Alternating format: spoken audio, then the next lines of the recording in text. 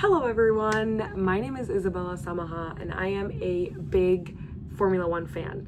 I started watching it in 2022. Randomly, I discovered that women are also able to compete in Formula One. One, I was surprised that I hadn't found that out earlier because I found that out in 2024, which is 2 years post learning about Formula One. And second of all, I was surprised that many people actually didn't even know that fact. A lot of F1 enthusiasts and people who know about Formula One are not aware that it is a unisex sport and that both men and women can compete in Formula One, which kind of really bothered me. In the history of Formula One, there has only been 5 women who have entered at least one race weekend.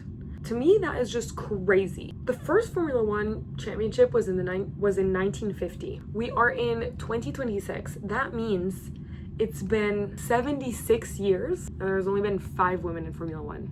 Guess how many men there have been since the beginning of Formula One? 775. You may be thinking oh my goodness, this is a crazy statistic. Yes, it is. It is insane. So let's deep dive into why this is. Why have there only been 5 women that have entered a Grand Prix and have raced in a Formula One race, but there's been 775 men? I mean, the disparity is crazy. And if you can't see that, I don't know what to tell you.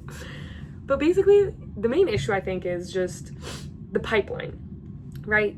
If you didn't know, how do you get to Formula One? You start in karting, and then you go to the junior formulas, and then you go Formula 3, Formula 2, Formula 1.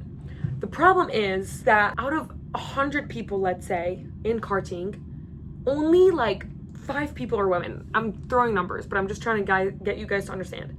So of those 5 women, the probability of 5 women versus 95 men to make it to Formula One is at such a higher advantage for men. Because for the 5 women, one's probably going to drop out in junior formula. 2 are probably going to drop out in Formula 3. Because why are they going to drop out? Because it's so expensive and you need sponsors. The thing with sponsors is that it's such a male-dominated sport and they're so used to sponsoring men, because also there's a lot more of them, that it kind of is at a disadvantage for women because they often invest in people that they think are more likely to reach F1, and in their heads, men are more likely to reach F1 because more men have historically reached F1. You know what I mean? Another, I think, misconception is that, this is kind of a valid misconception, but a lot of sports are divided: women basketball, men's basketball, women's soccer, men's soccer, women men. But when it comes to Formula One, it is so different. Both men and women are physically capable of driving a car. Really, yes, your physical ability matters. A woman's physique is not going to disadvantage her in the car compared to if you're talking in basketball, where you're physically in contact with people. When it comes to Formula One, so many other things come at play. Your physicalness, yes, it's important, but it is not the factor that will determine whether you can win a race or not. There is strategies. There is weather that no one can control. There is your car. If you are in a team and your car sucks, it doesn't matter if you're a man or a woman, you're not gonna win. You have so many different factors that gender isn't even one of them. And it shouldn't be. And just for your knowledge, men wrote the rules of Formula One. If the men in the 1950s thought women were capable and created the sport as a unisex sport, saying both men and women can compete, then I think men in 2026 should be open to sponsoring women so that we can compete in Formula One. Right. What are some initiatives that have been taken to get women back into F1? If you have or have not heard of F1 Academy, let me introduce to you. F1 Academy basically was created by Susie Wolff. Susie Wolff is a Scottish former race car driver. She became a development driver for Williams in 2012. Williams is a team in Formula One. And in 2014, she became the first woman in 22 years to take part in a Formula One race weekend. Thank you, Susie. Thank you for everything, honestly. Literally, I love her. My dream is to work for her. Susie, if you see this, give me a job.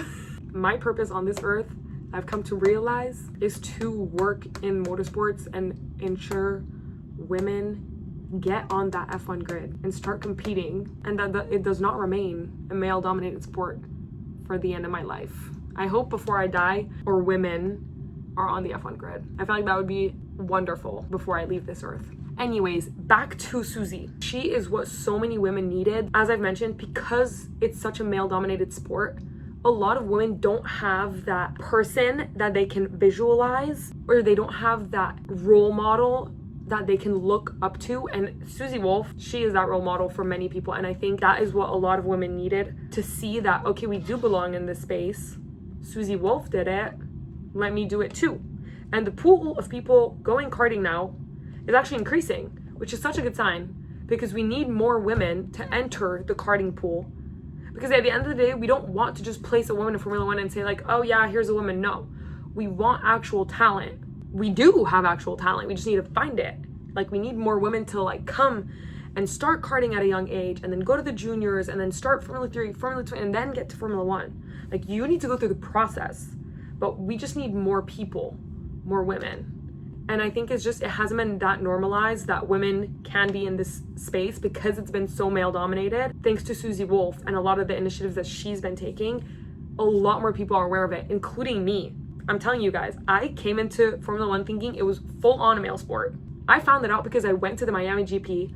All of a sudden I see like women driving around. I'm like, what is this? I look it up, it's called F1 Academy. I'm like, wait, what? I do all my research. I'm like, oh my goodness, Formula One is a unisex sport. Then I start posting on TikTok and on Instagram, and people are coming up to me and be like, oh my God, I didn't know either. And I was like, okay, this is a problem. Because I think a big problem is like a lot of people don't know. All people don't know it is a unisex sport. Maybe if you're really in the sport and like you've lived in that space, then you know. But I did not grow up with anything motorsport related. Like, I got into it thanks to Drive to Survive. I'm a Drive to Survive baddie. And so it was really shocking to me. Anyways, that's why I'm here doing this video, because I want more people to know. So she created something called F1 Academy. F1 Academy is like a feeder series. It's not the end goal for women.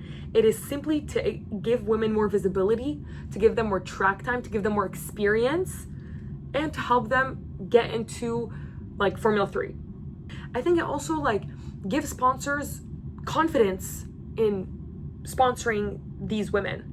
Because at the end of the day, it's such an expensive sport, guys. It is so expensive. A seat in F3, not even in F1, is in the millions. Let me pull up the number. Between 800,000 and 1.5 million per season. You need sponsors. You can't just be like, oh, give me that. No. Very expensive sport. And in that regard, everyone struggles. It is not just like a only women struggle, but they do struggle more because it is such a male-dominated sport that sponsors are more used to, and they're more comfortable, and they're more willing to sponsor men than they are women. And also because there just hasn't been that many women joining the sport. So there's not that many potential people you could sponsor anyways. Like, the main issue is we need more women entering the karting. And why didn't that many women enter karting? Probably because they didn't even know they could compete in Formula One. That's my theory. I don't really know the nitty-gritties, but if my parents knew, honestly, if I knew I could compete in Formula One and I knew about Formula One earlier, and that's another thing too, I think, is Formula One like just became super famous thanks to Drive to Survive, and like recently it's gotten a lot more hype. Like, yes, it was a big sport, but it wasn't this big. Like, now it's very well known. So I think now, hopefully, with the popularity of the sport, and the fastest growing demographic of watchers are women in the teenagers. So I don't know, I have so much hope. Like, I'm definitely, when I have a daughter, I'm putting her in karting, and she will be a Formula One driver. You heard it here first, guys. So to my future daughter, now I have to have a daughter because I need to make this happen. If I were younger, honestly, every time I talk about this issue to people, I'm like, yeah, we need more women. They're like, why don't you just go drive? I'm 20, turning 21 in like 3 weeks. I don't think I'm in the age range of joining right now. Like, there's a cap, I think, in F1 Academy. Let me see. You need to be between 16 and 25 years old to join F1 Academy. So I have 5 years in me still, though, low key. I could potentially think about it. All that to say is, I have a big passion for motorsports, and I know so many other people have a big passion for motorsports, including women who are probably my age. I don't know if you knew or you didn't know, and I hope this video helped you understand a lot more that we belong in this space. Yes, it is a male-dominated sport. Yes, the entire grid has been men men, and more men for literally decades, but it's not supposed to be that way, or at least in my opinion. Like, I'd love to see a woman on the F1 grid, and I know so many other women would like, and I know men, hopefully, would love to see women on the F1 grid. I mean, it's the whole point. It is a unisex sport, you know? Hopefully, you guys understand a lot more the systematics and the reasons why us women have not reached that level since the 70s. So I hope you enjoyed this video, and if you want to, I don't know, get to know more about Formula One, I'm going to be making videos about F1 Academy, Formula One, women in the motorsport industry. Thank you so much for watching. I hope you enjoyed, and I'll see you next time.